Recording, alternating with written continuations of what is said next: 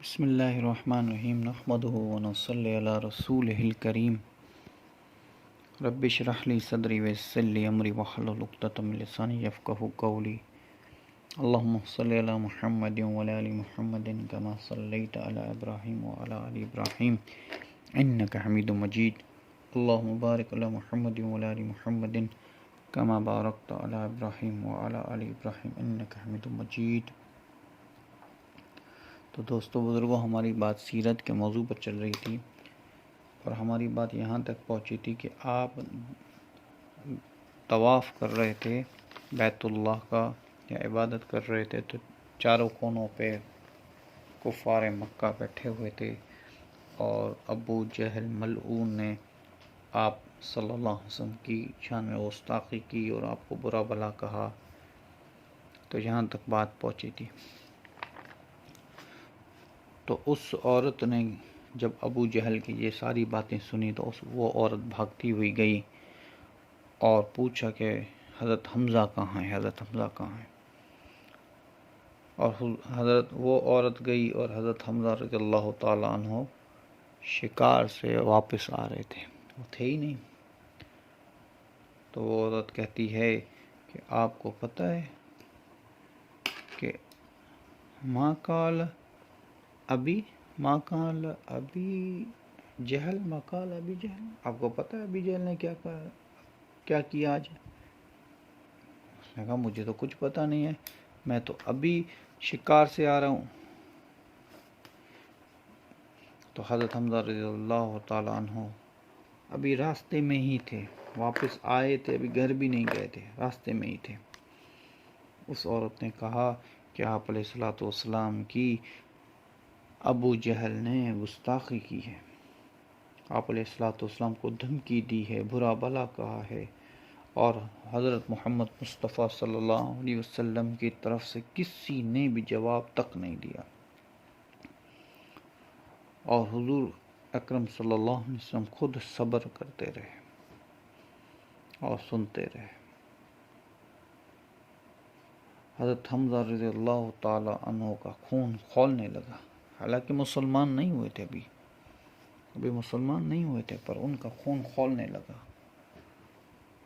اور حضرت حمزہ رضی اللہ تعالی عنہ اپنے جو شکار کر کے لائے تھے، وہ ان کے سامان کو، ان چیزوں کو وہیں چھوڑ کے اور تلوار لے کے سب سے پوچھنے لگے این ابا جہل، این ابا جہل، ابو جہل کہاں ہے، ابو جہل کہاں ہے؟ لوگوں نے کہا وہ تو دار الندوہ میں ہے، بیٹھا ہوا ہے۔ وہاں پہنچ کر ابو جہل کو اس نے حضرت حمزہ رضی اللہ تعالیٰ عنہ نے سرداروں کے سامنے الٹی تلوار کر کے مارا اور زخمی کر دیا، سر پہ مارا، الٹی تلوار کر کے سر پہ ایسا مارا اور زخمی کر دیا، اور ابو جہل کا خون بہنے لگا، ابو جہل کا خون بہنے لگا۔ حل تسبوا محمد، حل تسبوا محمد، حمزہ نے کہا خبردار، تم محمد صلی اللہ علیہ وسلم کو گالیاں دیتے ہو، اللہ کے نبی کے بارے میں بکواس کرتے ہو، اپنی بد کلامی کرتے ہو، اپنی زبان سے گندے لفظ نکالتے ہو اللہ کے رسول کے لیے، حالانکہ وہ مسلمان نہیں ہوئے تھے۔ تم مانو یا نہ مانو، پر تم کو کس نے حق دیا ہے کہ گالیاں دو؟ تم مانو، ٹھیک ہے بھائی، ایمان قبول کرو، اگر تم نہیں مان رہے تو کوئی بات نہیں، تمہیں کس نے حق دیا کہ تم گالیاں پیٹو، نبی پاک صلی اللہ علیہ وسلم کو گالیاں دو، یا اس کو شان میں گستاخی کرو، یا برا بھلا کہو؟ تمہیں نہیں پتہ ہے کہ ابھی تک میں زندہ ہوں، حمزہ ابھی دنیا میں موجود ہے، تمہیں نہیں پتہ؟ اور وہ میرا بھتیجا ہے، بھائی کا بیٹا ہے میرے، عبداللہ کا، اس کو اگر کسی نے مارنے کی ہمت کی تو میں اس کی اگر کسی نے نبی پاک صلی اللہ علیہ وسلم کی شان میں گستاخی کی تو میں اس کی زبان نکال دوں گا۔ ابھی اگر کسی نے ایسا کیا تو ابو جہل کو جو ہے حضرت حمزہ رضی اللہ تعالیٰ عنہ نے اسی حال میں وہاں پہ چھوڑ کے سرداروں کے سامنے بنو مخزوم قبیلے کا تھا. ابو جہل مخزوم قبیلے کا تھا، بنو مخزوم قبیلے کا. تو ان کو جب پتہ چلا تو وہ تلواریں نکال کے اور حضرت حمزہ رضی اللہ تعالیٰ عنہ کے مقابلے کے لیے آ گئے، کیونکہ یہ قبیلہ تو ایک ہی تھا نا، قریش تھے. پھر قریش کی اولادوں میں بنو ہاشم، بنو مخزوم، بنو کلاب، یہ ساری ان کی اولادوں میں سے آ رہی تھی. تو ایک ہی قبیلے کے تھے، تو ان قبیلے کا خون کھولنے لگا. تو ابو جہل کے پاس آئے. حالانکہ ابو جہل جو تھا وہ دنیاوی لحاظ سے عقل مند آدمی تھا. ایسا نہیں ہے بھائی، ابو جہل اسی لیے اس کو کہا گیا کہ جہلیت کا ابا ہے. ہر چیز اللہ کے رسول کی اس نے دیکھی، پھر بھی ایمان نہیں لایا.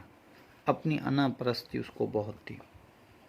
اور جیسے پیچھے میں نے آپ کو بتایا، ابو الحکم اس کا نام کنیت تھی. ابو الحکم اس کا لقب تھا، مطلب فیصلوں کا باپ تھا. میں تو بڑا وہ ہوں، دماغ والا ہوں. تو دنیاوی لحاظ سے اس نے کہا، اس کو پتا تھا بھائی قبیلے آپس میں لڑیں گے. تو اس نے کہا، ابو جہل نے کہا کہ لا تقولوا شیئا، کوئی بات نہیں کہے گا. حمزہ رضی اللہ تعالیٰ عنہ کی کوئی اس میں غلطی نہیں ہے، کیونکہ غلطی تو میری تھی کہ میں نے اس کے بھتیجے پر محمد صلی اللہ علیہ وسلم کی شان میں گستاخی کی. میں نے اس کو برا بلا کہا، میں نے اس کو گالیاں دی. غلطی تو میری ہے. اس نے آ کر بدلہ لیا، اس میں کون سا وہ ہو گیا. تو اپنی قوم کو ابو جہل نے چپ کروا کر واپس بھیج دیا. اور نبی پاک صلی اللہ علیہ وسلم کو کہیں سے یہ بات پتہ چلی کہ حضرت حمزہ رضی اللہ تعالیٰ عنہ نے یا خود بتائی یا حضرت حمزہ رضی اللہ تعالیٰ عنہ پوچھتے رہے اور گئے اور خوشی میں گئے کہ میں نے اپنے بھتیجے کا بدلہ لیا. عین محمد، حضرت محمد مصطفیٰ صلی اللہ علیہ وسلم کہاں ہے؟ لوگوں نے کہا اپنے گھر میں ہیں. تو فرمایا ابشری.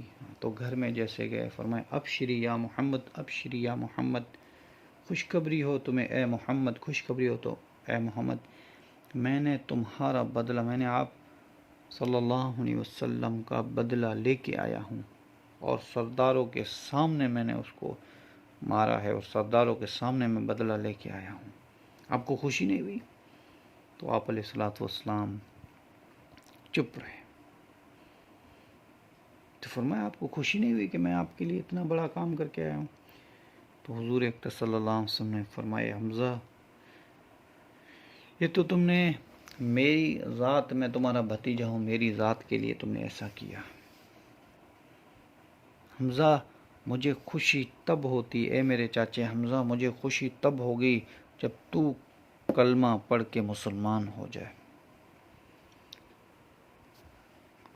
اور حضرت حمزہ رضی اللہ تعالیٰ عنہ نے فرمایا کہ یا رسول اللہ، اگر آپ کو اس بات پہ خوشی ہوتی ہے تو آپ سن لے کہ میں نے آج ابھی اشہد ان لا الہ الا اللہ و اشہد ان محمدًا عبدہ و رسولہ کلمہ پڑھ کے، آپ شاہد رہنا کہ میں نے کلمہ پڑھا ہے کہ اللہ کے سوا کوئی معبود نہیں، اور حضرت محمد مصطفیٰ صلی اللہ علیہ وسلم اللہ کے رسول ہیں. آج میں نے کلمہ، آپ شاہد رہنا. اور مورخین جو تاریخ لکھتے ہیں انہوں نے یہ بھی لکھا ہے، بعض علماء کہتے ہیں یہ بھی ہے کہ نبی پاک صلی اللہ علیہ وسلم کو کہیں اور سے پتہ چلا. آپ نے جب حضرت حمزہ نے جب حضور اکرم صلی اللہ علیہ وسلم کا بدلہ لیا، غیرتی عرب غیرتی لوگ تھے، تو انہوں نے جب بدلہ لیا تو آپ علیہ الصلوۃ والسلام کو کہیں سے یہ بات پتہ چلی کہ حضرت حمزہ رضی اللہ تعالیٰ عنہ نے میری جو شان میں گستاخی کی ابو جہل نے، اور وہ گئے وہاں پہ اور ان کو بہت مارا، اور سرداروں کے سامنے مارا، اور سارے مکے والے دیکھتے رہے. تو آپ کو کہیں سے یہ بات پتہ چلی، تو آپ علیہ الصلوۃ والسلام نے دعا کی، یا اللہ، اے اللہ حمزہ کی اس قربانی کو ضائع مت کرنا، اے اللہ حمزہ کی اس قربانی کو ضائع مت کر. تو آپ علیہ الصلوۃ والسلام نے پہلے ہی حضرت حمزہ رضی اللہ تعالیٰ عنہ کے لیے دعا کر کے رکھی تھی، اللہ حمزہ کی اس قربانی کو جو میرے نام پہ غیرت اٹھی ہے اس کو ضائع مت کرنا. تو جیسے حمزہ رضی اللہ تعالیٰ عنہ آئے اور فوراً اللہ نے ان کے قلوب کو بدلی کر دیا، اور حضرت حمزہ رضی اللہ تعالیٰ عنہ جو ہیں وہ فوراً اسلام لائے. اور حضرت حمزہ کے ایمان لانے کے بعد یہ حضرت حمزہ بھی ایمان لائے، 10 کے اندر ہوگا یا 20 کے اندر ہی ایمان لایا ہوگا، 20 لوگوں میں یا 10 لوگوں میں اس میں ایمان لایا تھا. تو کفاروں کی جو وہ طاقت تھی وہ تو اپنے حساب سے تھی، سارے لوگ تھے، پر مسلمانیت کا غلبہ آہستہ آہستہ سے ہونے لگا. لوگوں کے دل میں اسلام جو ہے مذہب گھر کرنے لگا، اور آہستہ آہستہ لوگ اسلام میں داخل ہو رہے تھے. اب پتہ نہیں ہے، آہستہ آہستہ لوگ اسلام میں داخل ہوتے. جب کفار مکہ کو یہ بات مطلب ان کو تو پتہ تھی، پر ان کو جب یہ بات کا مطلب احساس ہوا کہ اب مسلمان زیادہ ہو رہے ہیں، آہستہ آہستہ فلاں مسلمان ہو گیا، فلاں مسلمان ہو گیا، فلاں مسلمان ہو گیا،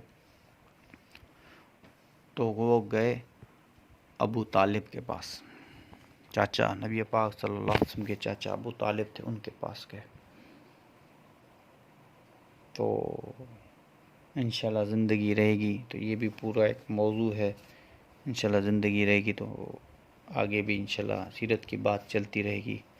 وما علینا الا البلاغ. سبحان ربک رب العزت عما یصفون والسلام علی المرسلین والحمد للہ رب العالمین.